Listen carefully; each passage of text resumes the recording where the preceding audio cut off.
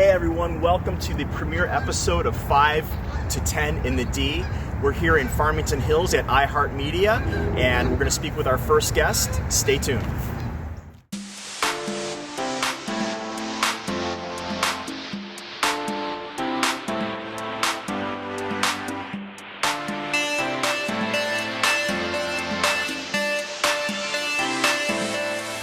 I'm really excited to be here at iHeartMedia. We are here with my good friend Michael Kraft. How you doing, bud? Good to see you. Good. How you doing? He's an advertising executive who's had a very long career in advertising, from the agency side to the client side. Tell us about your background, Michael. Yeah, let's see. It goes back a while. It goes back to I can't believe you. Well, do I have to remind you where you were at? You do. I actually started at Bozell Advertising in Detroit. Wow. Which changed multiple hands and names over the years. Were you working on Jeep campaigns? I worked on Jeep. I actually worked on Plymouth. Do you remember Plymouth? I remember Plymouth. I had a Plymouth. I was on the team that killed the Plymouth name. Oh boy. So we did that in '99. And then I went to Campbell Ewald, worked on Chevy Truck. I was on the account planning side there. I did some time at GM on the research side, Federal Mogul on the client side, and then CBS for about 8 years on the CBC Altitude team, which is the integrated marketing team there. Yeah. And then I was at FCA on the Chrysler advertising side, and some stints at sports marketing and Intersport, and hence here I am today. Yeah, congratulations, man. Thank you. Congratulations. Sorry for that long. No, man. It's just a great history, and you clearly have had a lot of experience in multiple areas within the marketing community, which we want to talk to you a little bit about in a little bit. But so tell us about your role at iHeartMedia. Yeah, sure. This is day 2. Yes. Have you sold anything yet? No, but they better do better by day 3, right? Yeah. No, I'm on the Premier Network team, and there's 3 different levels here at iHeartMedia. It's Premier, it's multi-market, and national. And on the Premier side, my job is really to integrate brands into our on-air and influencers across the country. So we touch on-air, we touch digital, we touch podcasts, we touch music events, but all on a national basis across the country. So talking to big brands, getting them all back into radio where they need to be. Awesome. Yeah. Good. Yeah. So what are you most excited about this job? Well, I would say far and away is being back in the music landscape.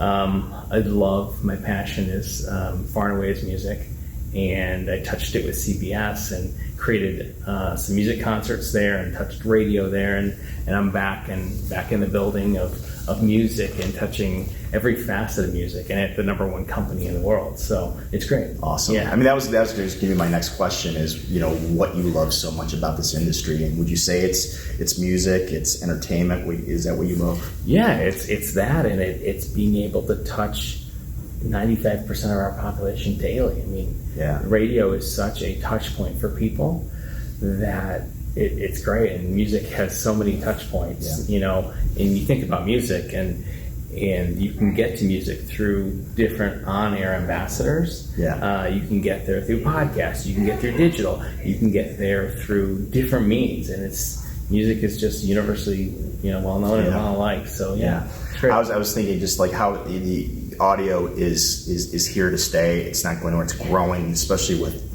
the podcasting. I know myself. I probably listen to 20 or so different podcasts. They're all iHeartMedia ones, right? Yes, of course, Great. of course. My next question, and this is a bomb question. What would you tell 25-year-old Michael Kraft? What kind of advice would you give him today? What would I tell myself? I think a good piece of advice would have been not to necessarily jump to the job where the dollars were, but think about long term what you want to do creatively, and maybe not take that first job that's the lure of the money. Like, you're 25 and like, I want to make this much money and I'm living at home, and I think take a little bit more time think about what you want to do long term, and I think you'd be better off. I think I would be better off. Yeah, I would give the same advice to 25-year-old myself. Yes. As Which well. is not. And that's from experience. No, that's from 5 years ago, right? Exactly, 5 years ago. Thank you. You're such a good friend, so I really appreciate that, folks. So I want to go back to your love of music. Yes. And you have a favorite band, which is Cheap Trick. So tell the audience, how many times have you seen Cheap Trick in concert? 111.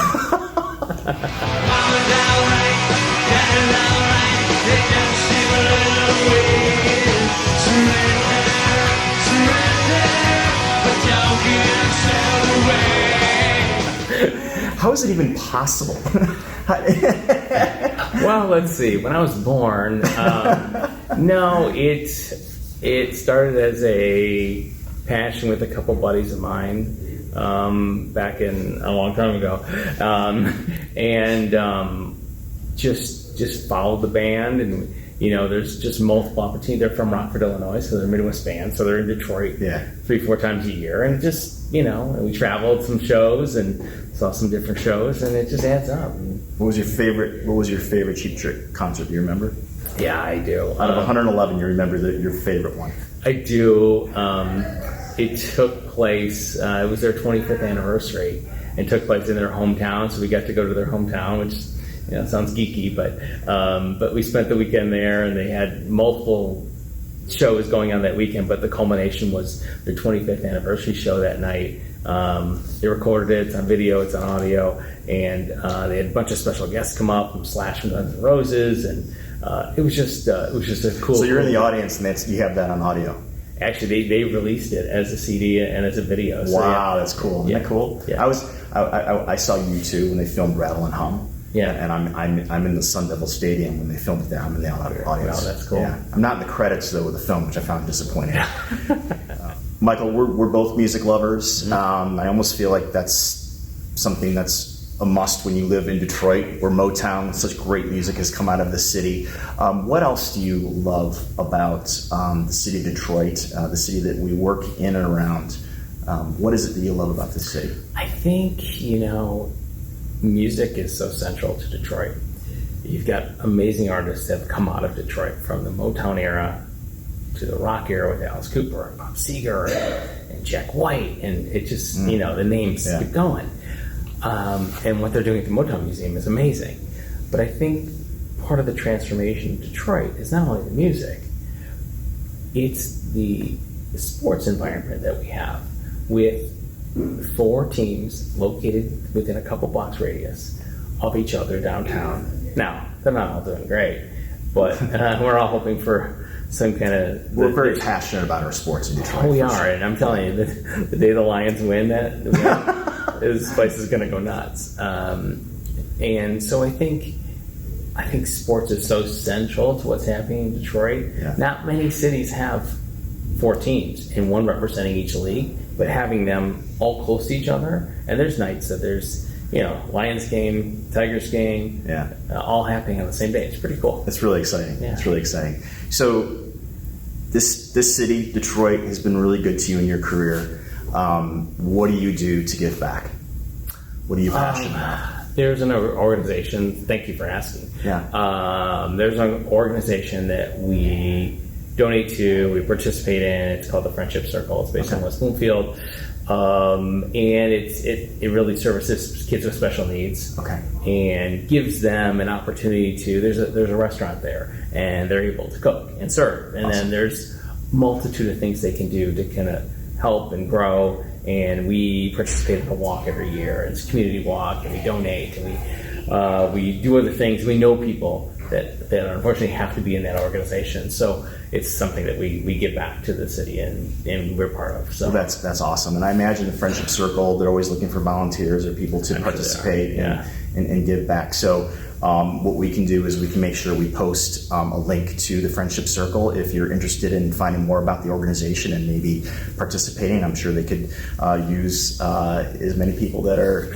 it's on their heart to help out as they can. Yeah. So Hey, Michael, congratulations again on your new opportunity at iHeartMedia. We're looking forward to seeing all the success that you have here. Thank you. And thank you for watching 5 to 10 in the D. And look out for our next episode, and we'll talk to you soon.